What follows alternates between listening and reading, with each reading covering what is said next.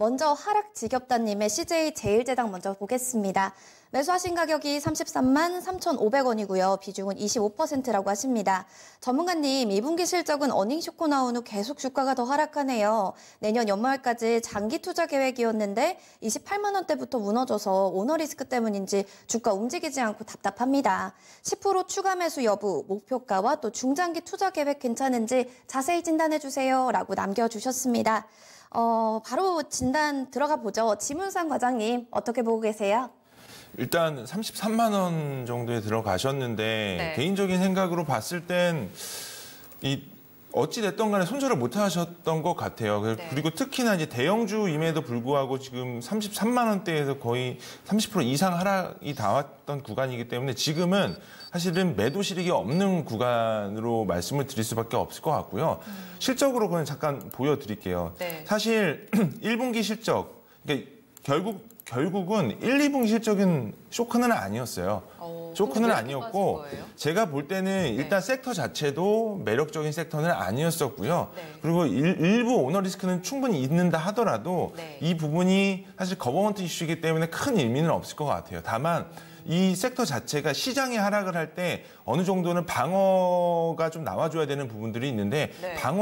경기 방어주임에도 불구하고 하락을 했다라는 점은 결국 기관이나 외국인들이 가지고 있었던 부분들이 로스컷이 나오지 않았나라는 생각이 들고 있기 때문에 네. 종합적으로 말씀을 드리면 지금 구간은 매도를 해서 시청자분께서 수익이 날 수 있는 구간은 없다라고 말씀을 드리고 싶고요. 현재로서는 반등이 나올 때까지 기다렸다가 반등 시 매도로 하시는 게 좀 맞을 것 같아요. 시점으로 봤을 때는 61선 구간이 만약에 회복이 될 경우에는 61선 구간에서 일부는 반등 나올 가능성이 충분히 있기 때문에 이 구간 안에서는 매도는 해야 되지 않을까 생각하고 있습니다. 그럼 사실상 지금 업황도 매력적이지 않은 것이 전망으로 봤을 때도 앞으로 하반기나 내년까지도 좀 기대할 만한 포인트가 없다는 말씀이세요? 다만 시장에서 기대를 하는 부분들은 최근 들어서 이제 스타일별로 봤을 때 네. 특히 이제 연기금 같은 경우나 이제 패시브 자금들 같은 경우는 최근에 액티브 자금을 회수를 하고 네. 배당 알파 플러스 특히나 이제 가치 투자라든가 배당이라든가 이런 부분들을 다시 국민연금에서 비축을 하고 있거든요. 이런 부분에서 봤을 때는 일부 반등은 충분히 나올 수 있다고 생각하고 있습니다. 그렇군요. 그러면은 수급의 움직임만 좀 기대해서 봐야 될 텐데 네. 지금 반등치를 일단 26만 원으로 주시는 거고요. 네, 맞습니다. 알겠습니다. 하락 지겹다님 좀 냉정하게 평가가 나왔는데요. 시장 하락에도 방어가 사실 안 됐고 참 어려운 구간입니다.